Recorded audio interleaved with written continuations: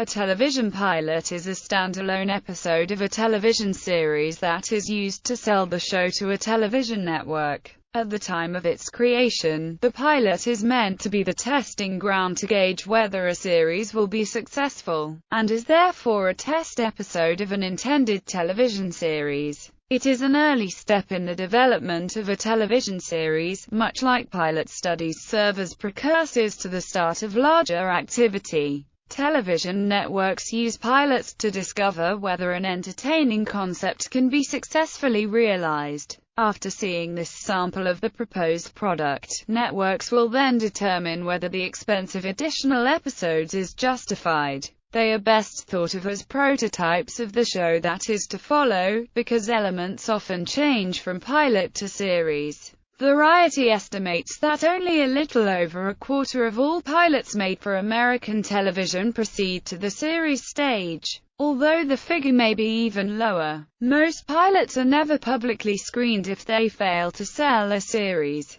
If a series eventuates, pilots are usually, but not always, broadcast as the introductory episode of the series. Pilot season. Each summer, the major American broadcast television networks, including ABC, CBS, The CW, Fox and NBC, receive about 500 brief elevator pitches for new shows from writers and producers. That fall, each network requests scripts for about 70 pitches and, the following January, orders about 20 pilot episodes. Actors come to Los Angeles from within the area or elsewhere in the United States and around the world to audition for them. By spring, actors are cast and production crews assembled to produce the pilots. Casting is a lengthy and very competitive process. For the 1994 pilot of Friends, casting director Ellie Canna reviewed more than 1,000 actors' headshots for each of the 6 main roles. She summoned 75 actors for each role to audition, then chose them to audition again for the show's creators. Of this group, the creators chose them to audition again for Warner Brothers. Television executives, who chose the final group of a few actors to audition for NBC executives, as they decide whether to purchase a pilot.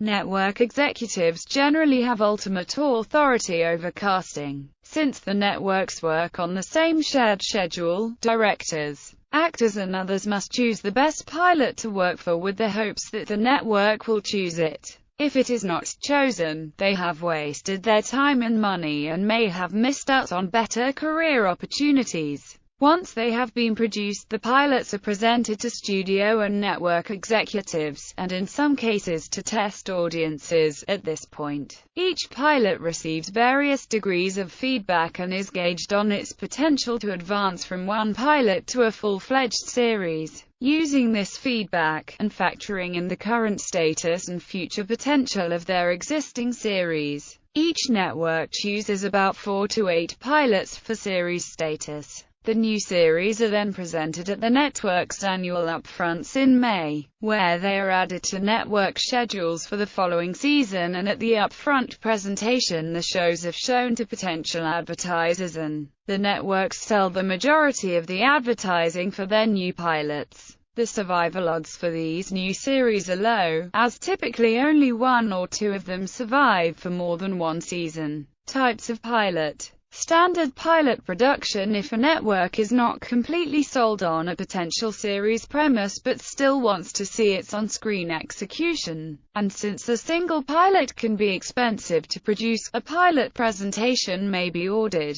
Depending on the potential series nature, a pilot presentation is a one-day shoot that, when edited together, gives a general idea of the look and feel of the proposed show. Presentations are usually between 7 to 10 minutes. However, these pilot presentations will not be shown on the air unless more material is subsequently added to them to make them at least 22 or 45 minutes in length. The actual duration of a nominally 30-minute or 60-minute television program. Occasionally, more than one pilot is commissioned for a particular proposed television series to evaluate what the show would be like with modifications. Star Trek and All in the Family are famous examples of this presentation to pilot to series situation. An example of change between the making of a pilot and the making of a series is To Tell the Truth in 1956. The show's original title at pilot was Nothing But the Truth and was hosted by Mike Wallace. By the time it became a series, the title was changed and Bud Collyer was tapped as host. Broadcast pilots usually run as the first episode of the series, and more often than not are used to introduce the characters and their world to the viewer. However, the post-pilot series may become so different that it would not make sense for the pilot to be aired. In this case, the pilot is often reshot, recast, or rewritten to fit the rest of the series. The pilot for Gilligan's Island, for instance, showed the castaways becoming stranded on the island. However, 3 roles were recast before going to series, with the characters either modified or completely altered to the point where the pilot could no longer be used as a regular episode. As a result, CBS aired Gilligan's second produced episode, which had the characters already stranded on the island. First, the story from the pilot was largely reworked into a flashback episode which aired later. Even Gilligan's theme song, which was originally done as a calypso number, was rewritten and recomposed to be completely different. Another example was in the original Star Trek, where most of the footage of the original pilot, The Cage, was incorporated into the acclaimed 2-part episode, The Menagerie, with the story justification that it depicted events that happened several years earlier. Conversely, the second pilot for Star Trek, Where No Man Has Gone Before, aired as the 3rd episode of the show's first season, even though it included some casting and costuming differences that set it apart from the preceding episodes. If a network orders a 2-hour pilot, it will usually broadcast it as a television film to recoup some of the costs, even if the network chooses to not order the show. Sometimes, a made-for-TV movie is filmed as the pilot, but because of actors not being available, the series intro is reshot and the first reshot episode is considered the pilot. The original Cagney and Lacey movie co-starred Loretta Swit as Chris Cagney, but when she could not get out of her contract, they reshot it with Meg Foster, who after the first season was replaced with Sharon Gless. Therefore, the original movie is not considered a pilot, and is not included in the series collections on DVD. In some cases, this does not hamper broadcast, such as Jackie Cooper playing the role of Walter Carlson in the TV movie pilot of the 1975 series The Invisible Man, but replaced by Craig Stevens for the remainder of the series. The pilot is still considered part of the series and released to DVD as such. Likewise, The Homecoming, A Christmas Story had an almost entirely different cast than the series it was intended to pilot, but both were rerun for many years. Multiple airings. The majority of TV pilots are aired twice, while some have aired more times. Examples of pilots airing 3 times, typically in September, December and June, include Scrubs, Medium, The Office, Ghost Whisperer, The Good Wife. Some examples of pilots airing more than 3 times. ABC aired the pilot of Lost 5 times. Desperate Housewives, My Name is Earl, demo. Since the mid-1990s, television producers and networks have increasingly used presentation tapes called demos in lieu of full-length pilots. These demos tend to be substantially shorter than a standard episode, and make limited use of original sets and post-production elements. The idea is merely to showcase the cast and the writing. These types of pilots are rarely broadcast, if ever, although the material is sometimes partially fitted onto a future episode of the resulting series. A demo prepared at an early stage, normally using amateur equipment, is also known as a sizzle script. Some series sold using demos: 101 Dalmatians, Adventures of Sonic the Hedgehog, Batman, the Animated Series, Buffy the Vampire Slayer, Charmed, It's Always Sunny in Philadelphia, King of the Hill, Knowing Me, Knowing You, with Alan Partridge, Mad, One Tree Hill, PB&J Otter, Pepper Ann, Recess, Superman, the animated series, Saul of the Men, Suits. The demo episode is not a new concept, as The Munsters was sold on the basis of a 13-minute demo episode in 1964, while Who's Afraid of Diana Prince, in the late 1960s, attempted without success to launch a comedic Wonder Woman series. Backdoor Pilot. A backdoor pilot is one made as a standalone movie or mini-series, such that it can be broadcast in its own right even if not picked up as a full series, while also being a proof of concept for a series. This definition also includes episodes of a currently running show that serve to introduce a spin-off. Such backdoor pilots most commonly focus on an existing character from the parent series who is planned for his or her own spin-off show. For example, when Denise Huxtable, an established character on The Cosby Show, was planned to be spun off to a different world. A Cosby Show episode was devoted to Denise traveling to visit the college that would become the new show's setting, and meeting some of the new show's supporting characters. In other cases, however, an episode of the parent show may also focus on one or more guest characters who have not previously appeared in the show. For example, the JAG Season 8 episodes, Ice Queen and Meltdown, introduced the characters for what would become NCIS.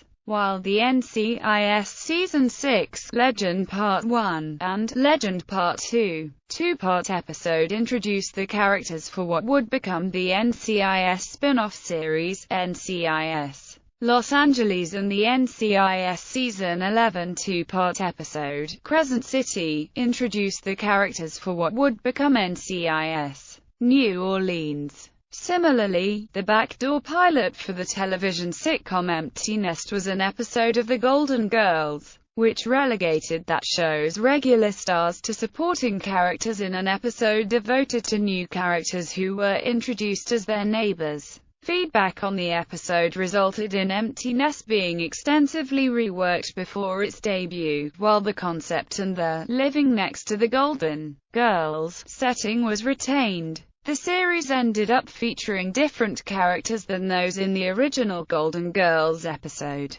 More recently, a 2011 episode of the TV Land original sitcom Hot in Cleveland focused on the wedding of the Elkia character. Boyce Ballentini, an R&B singer-turned-preacher, was introduced as the pastor for the wedding, with the intention to give the Boyce character his own series on the network. That came to fruition in 2012, when TV Land introduced The Soul Man. Not all backdoor pilots lead to a series. In 1968, the Star Trek episode, Assignment Earth, was intended as the pilot for a spin-off of the same name, featuring a human taken from Earth's far past and raised by aliens to be sent to watch over Earth in the 1960s. While the series was not picked up, its characters have appeared in numerous non-canon Trek productions set in the 20th century. The series finale of One Day at a Time in May 1984 was supposed to serve as a backdoor pilot to a spin-off featuring Pat Harrington, Jr.'s character of Dwayne Schneider in a new setting, but CBS ultimately passed on the potential series.